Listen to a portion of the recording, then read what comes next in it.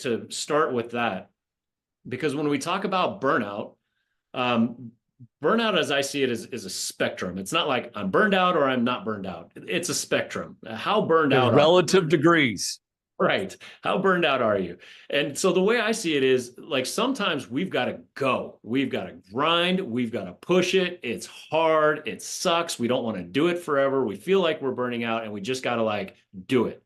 And then there's Yep. other times where it's like we're just coasting and cruising, and one day we wake up and we go, I need to do something, and then there's everything in between. So when we talk about overcoming burnout, the way I see it is it's about how do we intentionally move along that spectrum. So that starts with understanding, number one, where am I?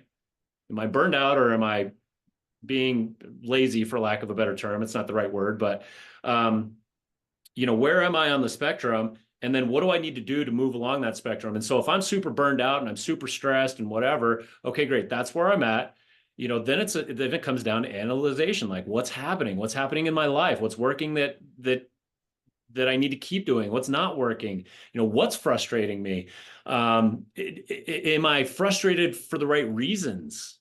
Or do I need to Ooh. strengthen my own mindset? Because there's been times in my career where I get all pissed off about stuff. And looking back on it, I'm like, man, I was just being weak. Not that there's anything wrong with that. It was just a time in my life where I was not prepared to handle what I was in. And now I can handle it standing on my head.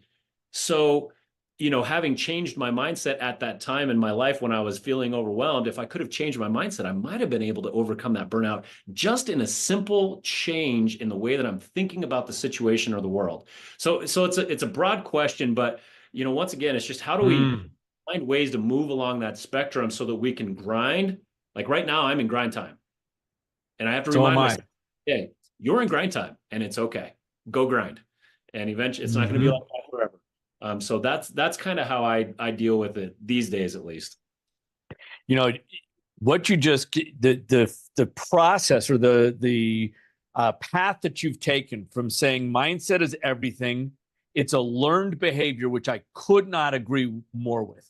And it's a learned behavior from, I think, two different perspectives. I'm guessing you're a reader. Yeah, yeah, I read quite a bit. And I my goal is 24 books a year. I know guys that read 50. I know guys that read 10. And I think that working on your mindset is really a product of two things. One is pouring into yourself content that allows you to grow and develop and become more emotionally aware of where you are at a certain point in time, and learning from other people that have been there and done that on, okay, how do I pivot? How do I navigate? How do I handle this situation? And there's another other side of the coin is you cannot get really good at changing your mindset without actually getting dirty, getting in the fire, and getting burned. And it doesn't all have to be that way. If you just do it that way without reading, it's hard, really hard. If you're just reading books, you're never going to be able to change your mindset because you have to be able to do it on the moment, on the fly, and be able to handle it when the fire's hot.